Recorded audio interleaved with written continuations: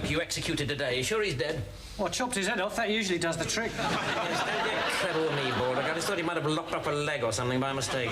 No, the thing I chopped off had a nose. Fine. Yes, I'm so sorry. I've just been consulting my legal people, and I'm afraid there really is no chance of a meeting. But the Queen told me it would be allowed. Really? Yes, and that if you said no, I should give you this.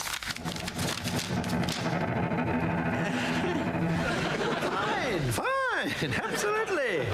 Why not? Are they gonna stick his head on, like, Baldric or something crazy? Right, Baldric, is that all clear?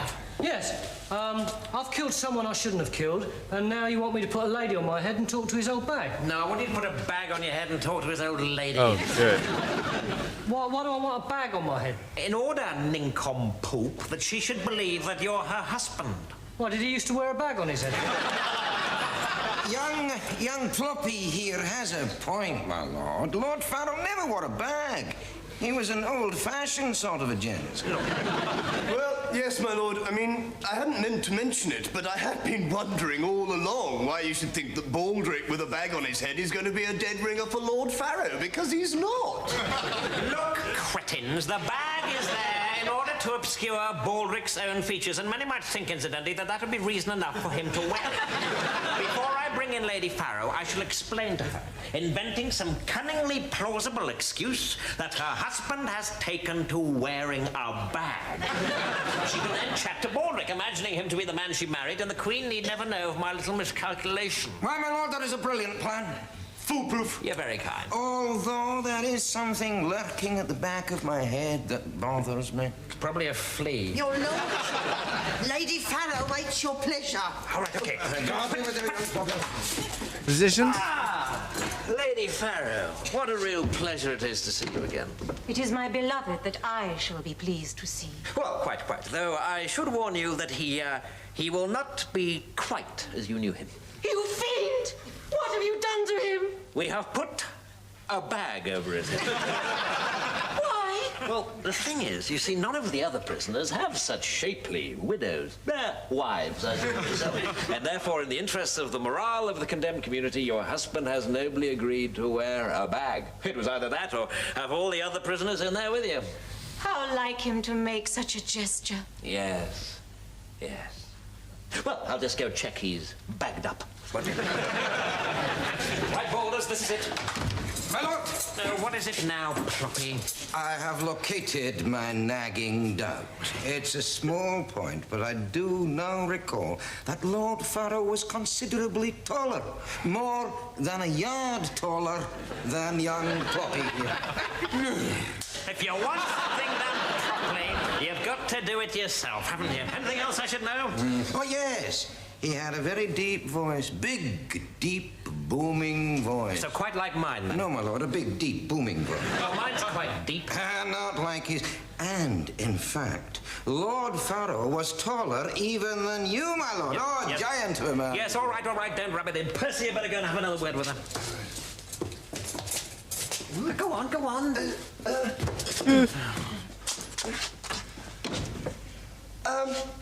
Sorry about the delay, madam. As you know, you are about to meet your husband, whom you will recognize on account of the fact that he has got a bag over his head. Oh, I would know my darling anywhere. Well, yes, there are a couple of other things. I am prepared for the fact that he may have lost some weight. Yes. And some height. That's the interesting thing. You'll probably hardly recognize him at all, actually. You will be telling me his arms grown back next. Excuse just for a sec. Hide your arms. Only got one arm! Oh, well, I'll just have to stick it inside the shirt. Which one? Which one?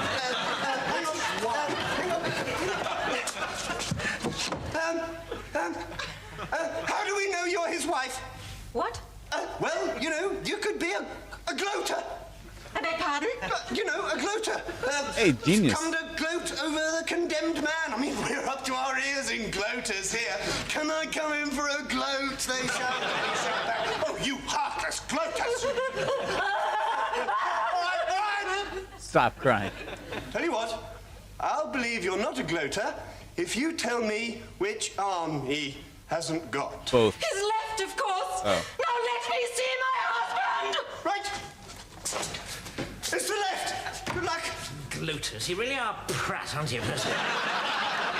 Right, now don't forget, in 2 minutes you interrupt me, all right? And no more than 2 minutes, otherwise I'm in real trouble. And don't forget, because... Because we're not at home to Mr. Cockup. Correct.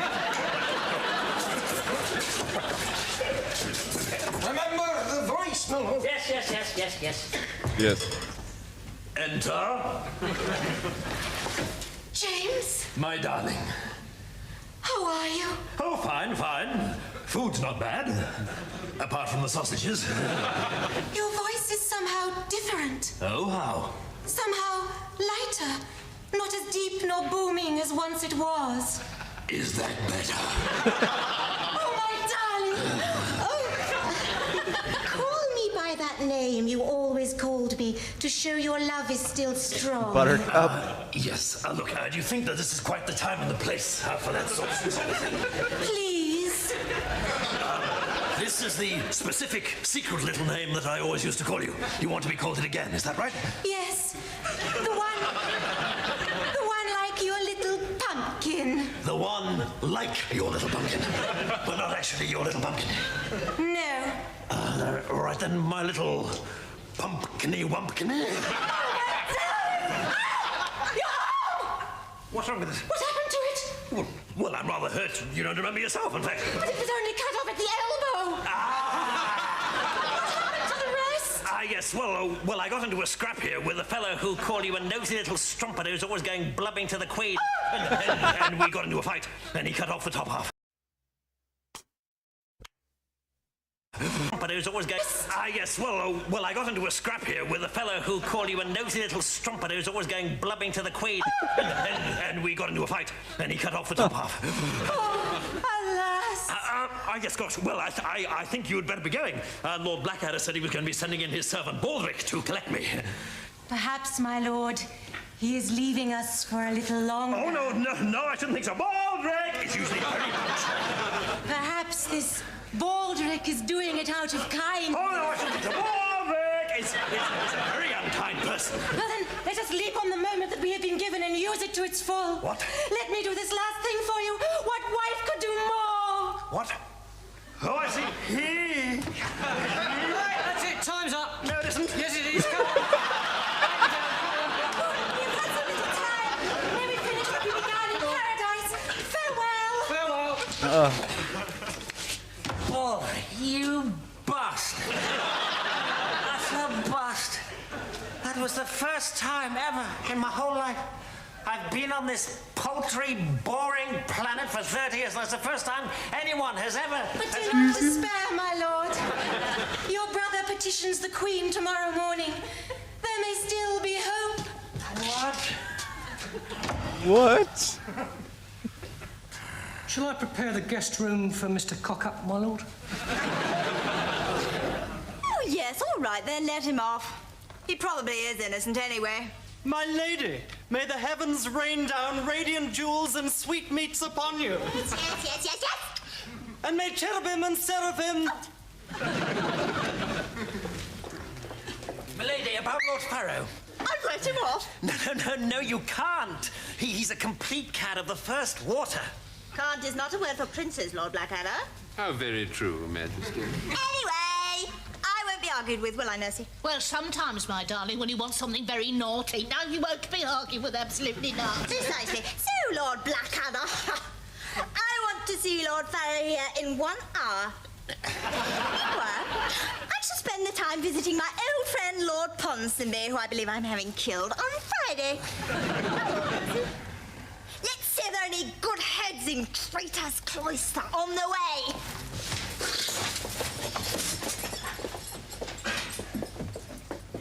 Percy, this is a very difficult situation. Yes, my lord. Someone's for the chop. You or me, in fact. Yes. Let's face facts, Percy. It's you. Except I may have a plan. Oh, yes. Yes. How about if we get Lord Pharaoh's head and body, and we take it to the Queen, except, just before we get in, we start shouting and screaming, and then we come in saying, we were just on our way when he said something traitorous, and so we cut his head off in the corridor to teach him a lesson. Absolutely pathetic. Brilliant. Contemptible. Worth a try. Where do we put the head?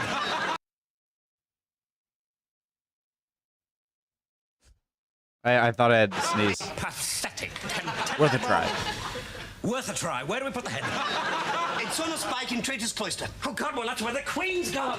Did she know, Pharaoh? Oh, yes, they were childhood friends. Oh, well, if she sees his head on a spike, she'll realise he's dead.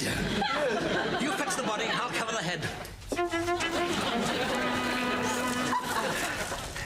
Hello, Edmund. Look, I'm sorry I snapped at you just now. Oh. You know I'm really very keen on you indeed, don't you? Oh, yes, Ma'am, as you were keen on Essex. Exactly. Right up to the point at which you had his head cut off. I love the Queen, by the way. Great acting. Perfectly terrifying. I'm really very keen on you indeed, don't you? Oh, yes, Ma'am, as you were keen on Essex. Exactly. Right up to the point at which you had his head cut off. You didn't mind that. You knew it was only little me. And I must say his head did look jolly super on its spike. Have you heads on spikes today? No. We're training up a new executioner, and he's I a don't little get it. immature. What? It takes him forever. Slash, slash, slash. By the time he's finished, he doesn't so much need a spike as a toast rack. I love toast. Still, must be off to say bye-bye to Ponsonby.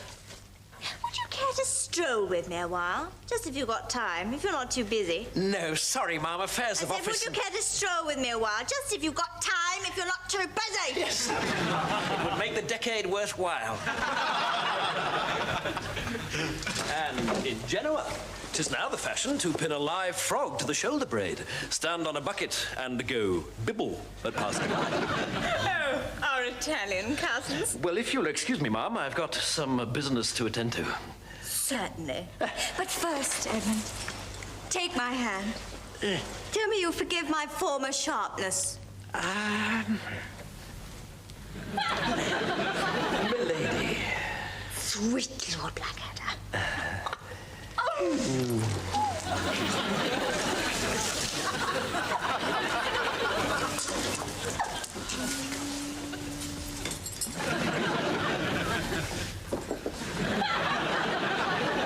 Jesus!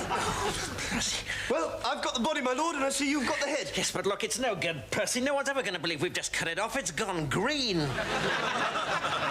We're doomed. Doomed. Oh, wait a moment. That's not Pharaoh. Isn't it? No, that's Ponsonby. My God, Ponsonby. Genius, Baldric has killed the wrong bloke. We're saved. Saved! The Pharaoh is alive and we're saved. Hooray! And when the Queen gets back from seeing Ponsonby, we'll... Oh, God!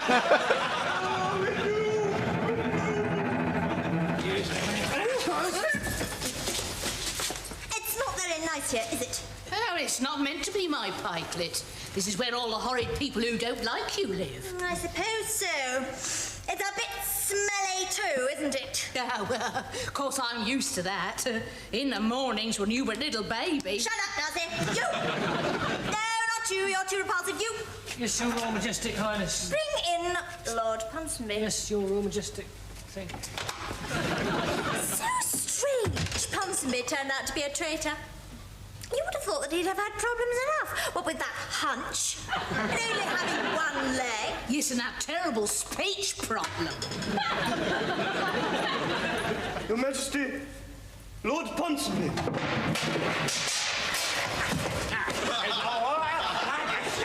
Sorry about the bag. Didn't have time to say.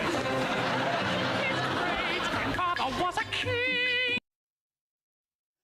Although for only 30 seconds, when put in charge beheading, he felt that fame and glory beckoned. I'm gonna watch the endings of everyone. It was great as always, guys. I will continue watching. Don't worry. Don't worry. Of course I will. And you guys said there are 4 seasons, not 3. I didn't know that. Georgian and World War I.